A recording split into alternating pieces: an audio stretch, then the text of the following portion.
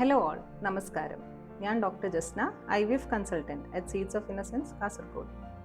IVF അഥവാ in vitro fertilisation, ഇതിനെക്കുറിച്ചാണ് ഞാൻ ഇന്ന് നിങ്ങളോട് സംസാരിക്കാൻ പോകുന്നത്. എന്താണ് വന്ധ്യത അഥവാ ഇൻഫെർട്ടിലിറ്റി?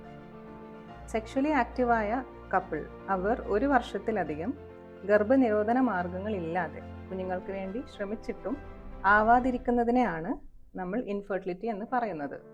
ഇതുപോലെ ശരീരത്തിനകത്ത് ബീജസങ്കലനം നടക്കാൻ ആയിട്ടുള്ള സാഹചര്യം ഇല്ലാത്തവർക്കുള്ള ചികിത്സാ രീതിയാണ് IVF അഥവാ ഇൻവിട്രോ ഫെർട്ടിലൈസേഷൻ. ഇനി IVF എന്താണെന്ന് മനസ്സിലാക്കാം.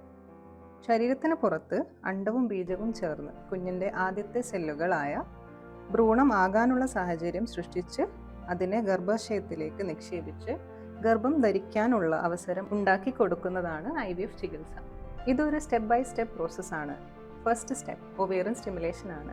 പീരിയഡ്സിൻ്റെ 2ന്റെ അന്ന് അണ്ഡങ്ങൾ വികസിപ്പിക്കുവാനുള്ള ഇഞ്ചക്ഷൻസ് നൽകുകയും തുടർന്ന് ഫോളോ അപ്പ് സ്കാനുകൾ ചെയ്ത് ഫോളിക്കിളിൻ്റെ സൈസ് നിരീക്ഷിക്കുകയും ചെയ്യുന്നു.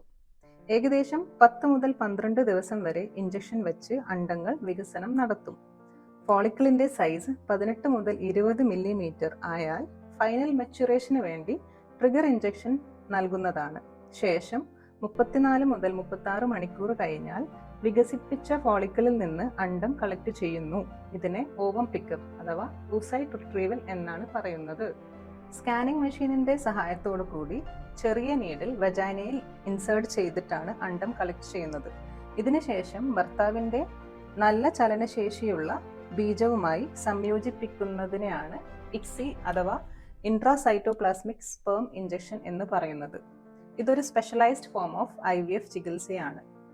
ഏറ്റവും ഫലപ്രദമായ ചികിത്സാ രീതിയാണ് ഇത്. ICSI വഴി ലഭിച്ച വളർച്ചെത്തിയ ഭ്രൂണത്തെ ഗർഭാശയത്തിലേക്ക് പിന്നീട് നിക്ഷേപിക്കും.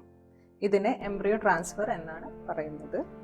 ഇതിനുശേഷം 14 ദിവസം കഴിഞ്ഞാൽ പ്രഗ്നൻസി ടെസ്റ്റ് ചെയ്ത് നോക്കുന്നതാണ്. സീഡ്സ് ഓഫ് ഇന്നസെൻസ് IVF സെന്ററിൽ ഈ പറഞ്ഞ ചികിത്സ പ്രഗത്ഭരായ ഡോക്ടർമാരുടെ നേതൃത്വത്തിൽ ചെയ്തു കൊടുക്കുന്നതാണ്. Thank you.